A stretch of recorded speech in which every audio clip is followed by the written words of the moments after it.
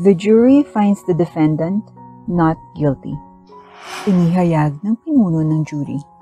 Nagpalakpakan at naghihiyawan ang pamilya ng suspect, habang umiyak naman ang pamilya ng biktima. Ito ay isang araw lang sa loob ng korte ni Judge Judy. Pero alam kong pinatay ng killer na yan ang ate Liza ko. Pakiusap, kailangan niyo pong isaalang-alang ito. Hinding-hindi makakatanggap ng hustisya ang ate ko kapag ganito. Narinig niyo na po ang lahat ng ebidensya na ipinakita maging ang testimonya ng mga saksi. Hindi niyo po ba kayang i-reconsider? Maraming ebidensya ang nakaturo sa killer na yan. Nakikiusap po ako sa iyo, Judge Judy. Biglang nagmakaawa ang isang babae sa harap ng judge. Sinubukan siyang itayo ng pamilya niya, ngunit nanatili siyang nakaluhod sa lupa. Judge, muling pakiusap ng dalaga, ngunit umiling si Judge Judy. I'm sorry, ngunit napagpasyahan na ng hurado ang hatol para kay Miss Louisiana Santiago. Thank you, jury, for your service today. Court is adjourned. Paglabas ni Judge Judy sa court noon, ang huli niyang narinig ay ang mga hiyawan at iyak ng pamilya ng biktima. Masakit ang kanyang puso sa pandinig at makita silang dumaan sa sakit na iyon.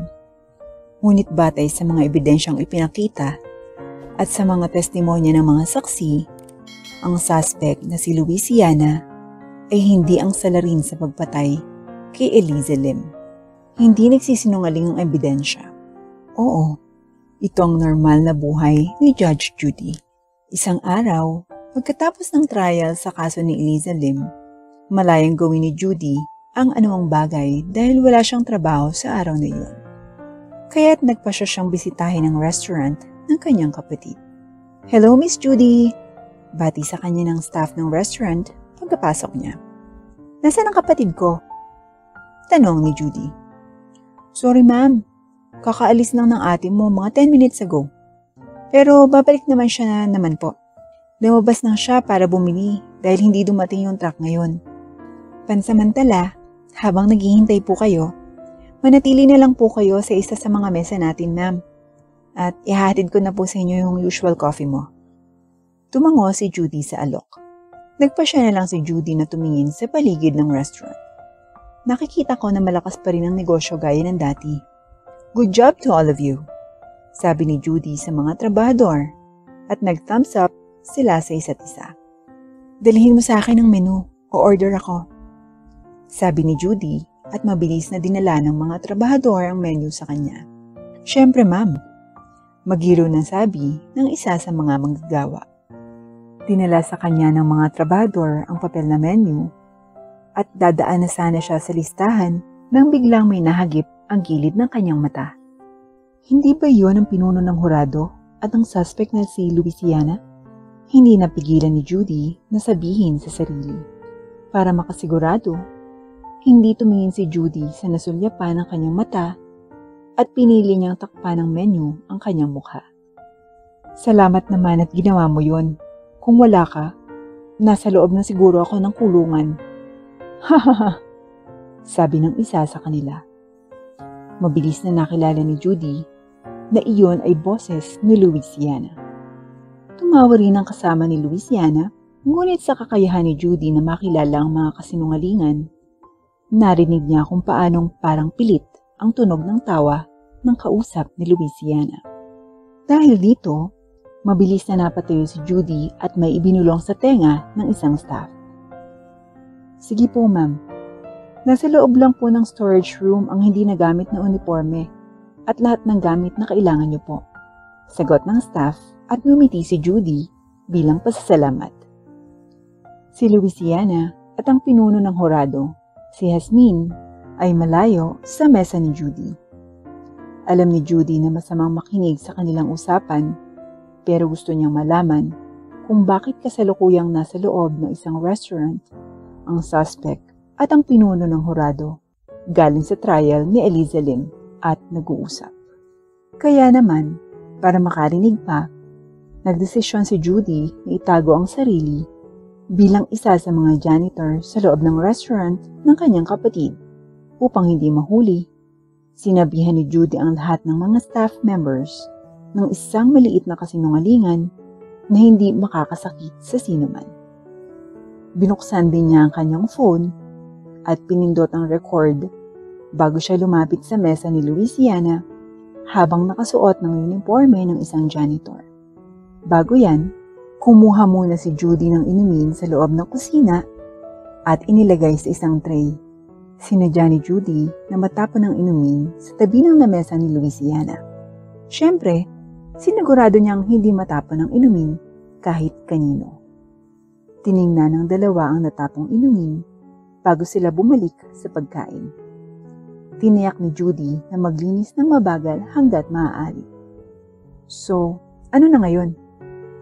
Sinigurado ko na mababago ang hatol mo from guilty to not guilty. Oras na para tuparin mo ang iyong pangako. Huwag mong ipaalam kahit kanino ang tungkol sa pakikipagrelasyon ko sa asawa ng kapatid ko. Ginawa ko ang pangako ko, sabi ni Jasmine at tumawa si Louisiana. Oo naman, kalma lang Jasmine. Nakakainis talaga yung Eliza Lim na yon. Kahit sa kamatayan, ginagawa niya ako ng gulo. Nararapat siyang mamatay. Well, hindi na ako mapupunta sa kulungan, kaya huwag ka na mag-alala. At saka, sabihin mo sa iyong iba pang mga kaibigan sa hurado na sinasabi ko salamat.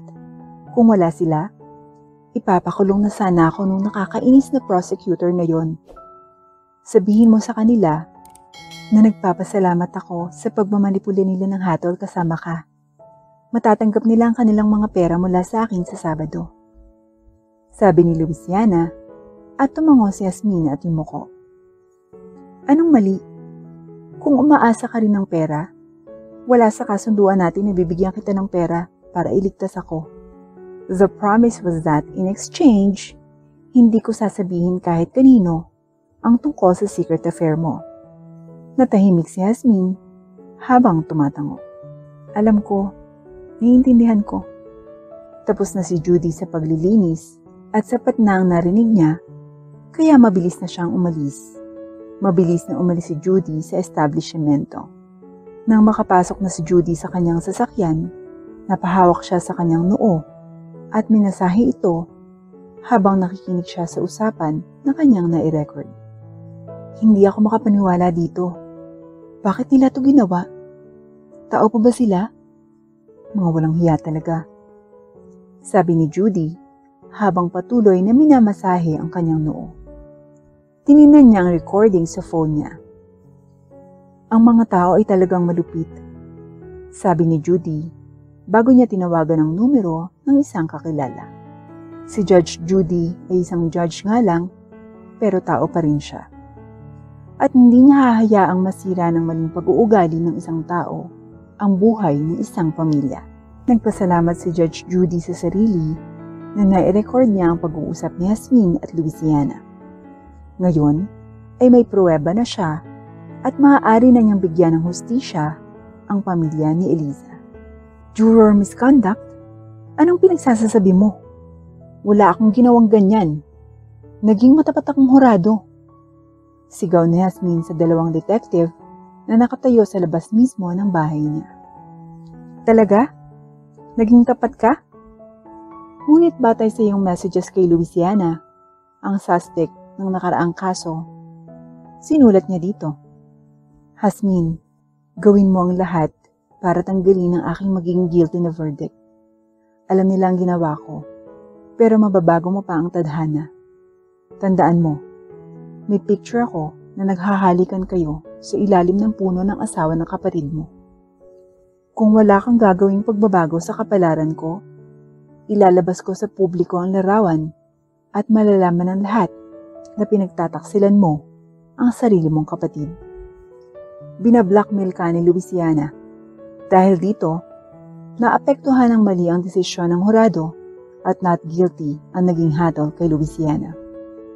Isa itong juror misconduct. Hinahayaan mo lang na lumaya ang isang taong gumawa ng mali. At ngayon, ang biktima na si Eliza ay hindi nakuha ang hustisya na nararapat sa kanya at ang kanyang pamilya ay nasasaktan. Sabi ng detective kay Jasmine na nakatayo sa may pintuan. Mahigpit na hinawakan ni Jasmine ang doorknob niya bago sumagot. Hindi talaga ako makakatakas sa mga detectives. Malalaman ba ng kapatid ko ang tungkol sa relasyon namin ng asawa niya? Tanong ni Jasmine sa dalawang detective. Nagkatinginan ng dalawang detective bago sumagot ang isa sa kanila. Sa huli, malalaman niya ang tungkol dito. Tumango si Jasmine. Hindi lang ako ang nagmanipula ng hatol. May iba pang mga hurado na sa tingin ko at sigurado ako ay nagmanipula. Kaya kong magbigay ng mga pangalan. Kasama na ako sa inyo sa estasyon. Sabi ni Jasmine. Makalipas ang ilang araw, mapayapang umiinom si Judge Judy ng kanyang tasa ng kape pagkatapos ng isang trial nang lapitan siya ng isang kaibigan. Judy, ang pinuno ng hurado na gumawa ng mali ay hindi napunta sa kulungan, ngunit siya ay sinisingil ng multa. Ayos lang ba sa'yo? Tanong ng kaibigan niya at napabuntong hininga na lang si Judge Judy. Mali ang ginawa ni Jasmine at hindi maliit ang sakit na naidulot niya sa pamilya ni Eliza. Pero sa katapusan, wala akong kapangyarihan. Iniharap ko ang ebidensya ng pakikipagtulungan ni Jasmine kay Louisiana at iyon ang aking bahagi. Paliwanag ni Judge Judy at tumango naman ang kanyang kaibigan. Pero may isa ka pang bagay na hindi mo pa nagagawa. Sabi ng kaibigan niya at tiningnan siya ni Judy bago nagtanong. Ano pa?